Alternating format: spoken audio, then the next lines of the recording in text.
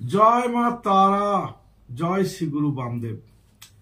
যারা ছোট ছোট ব্যবসা করছেন অথচ ব্যবসা ঠিকঠাক চলছে না, ঠিকঠাক আয় হচ্ছে না, চিন্তা ভাবনা করছেন, তাদের আমি ব্যবসার নামকরণ করে আলাদা আলাদাভাবে কিছু নিয়ম কানুন মেনে চলে কিছু বীজ মন্ত্র দিচ্ছি।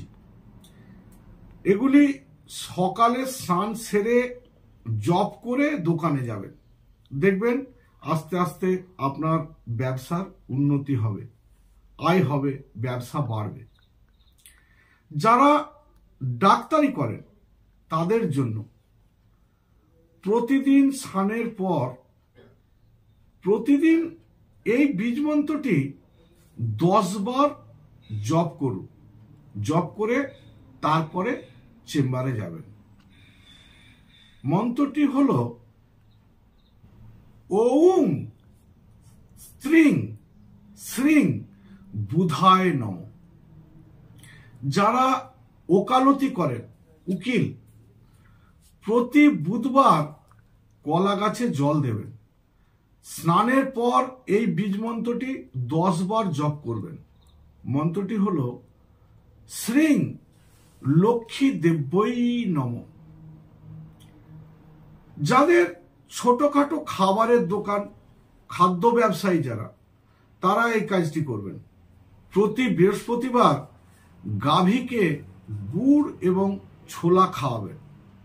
স্নানের পর এই মন্ত্রটি 10 বার জপ করবেন। মন্ত্রটি হল ওম গাং গণেশায় নম।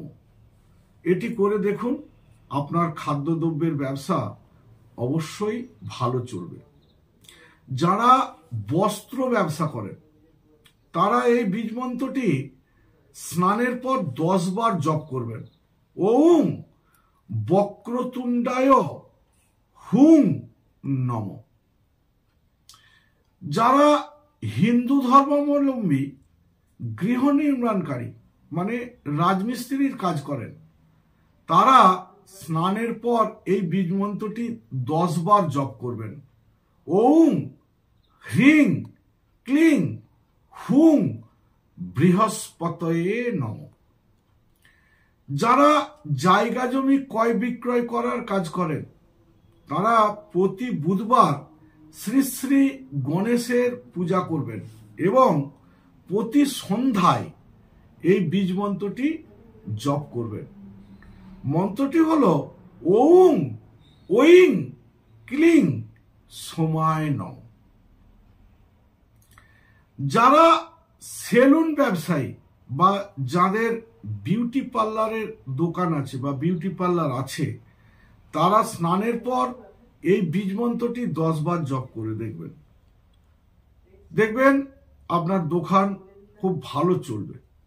মন্ত্রটি হল ওম সাং মাতা ভুবনেশ্বরী ওই নম।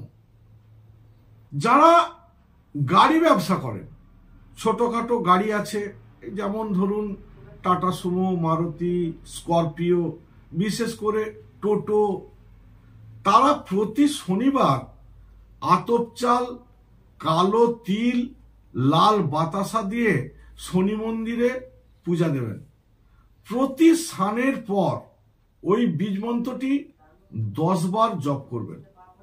ওম ওইং হ্রিং রাহবে নম। এটি করুন, অতি অবশ্যই গাড়ি ব্যবসা আপনার খুব ভালো চলবে। তাহলে নমস্কার।